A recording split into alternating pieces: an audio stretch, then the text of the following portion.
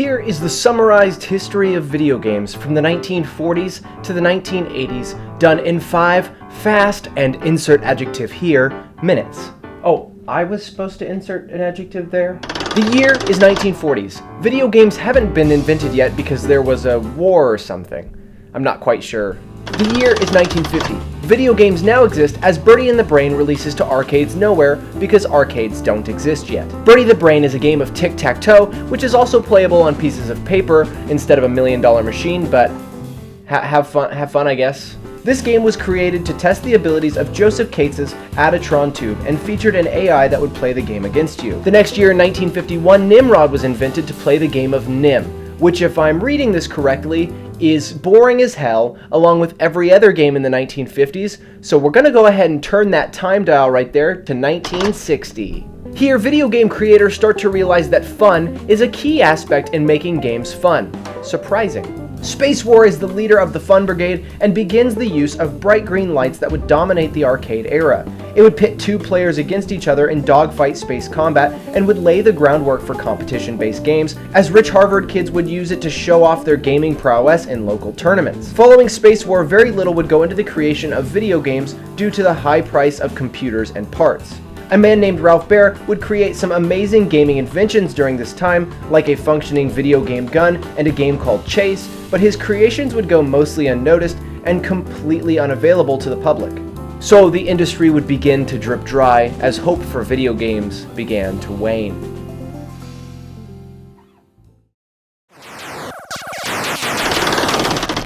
Boom. Arcades begin to explode onto the scene as humans everywhere catch a fever for gaming. And also from gaming because of the germs. The explosion led by Pong begins a gaming craze as Atari leads the charge into the new era. By 1977, arcade games are all but ready, and we enter the golden age of video games. With the launch of Space Invaders, Galaxian, and Asteroids, video games have finally found their footing and have proven that their commercial audience is a profitable market. Arcades have become so popular, in fact, that they spark a user desire to move the games home. Consoles had been invented in the early 1970s, but it wasn't until the release of the Atari 2600 in 1977 that video games really began to vie for space within homes. These consoles are full of the same experiences that are in arcades, but cut out the smelly kids and the chances to catch the flu. Arcades continued to flourish alongside these consoles, and these two in the decade with a cinematic, slow-motion high five as the credits roll. The 1980s started out well for video games, as it carried on all the trends that the 1970s ended with. Pac-Man, Donkey Kong, and Frogger kick off the decade into high gear. Video games become a staple of the American and Japanese entertainment scene as these two societies work endlessly to create more and more while making advancements in the technology used. But then, all of the sudden, in 1983, comes the aptly named video game crash of 1983.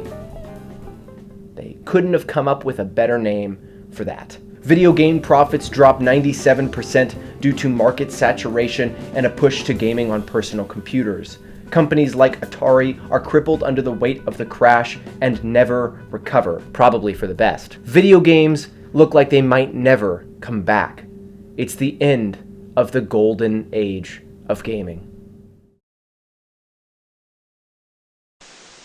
Will you be the one to witness the birth of the incredible Nintendo Entertainment System? The NES bursts onto the scene in 1985 and reminds people that video games have so much more to accomplish. It brings gamers out of the dark ages, but sadly not out of their rooms. I mean, that's a lot to ask for gamers. Arcades fade out as a new generation of gamers rise to grasp their controllers. Consoles dominate the scene and set the precedent for the next 35 years of gaming. Mario becomes a staple to last through the decades. As the 80s conclude, Sega and Nintendo battle to prove their dominance over the gaming scene. Video games have cemented themselves as a form of entertainment with staying power.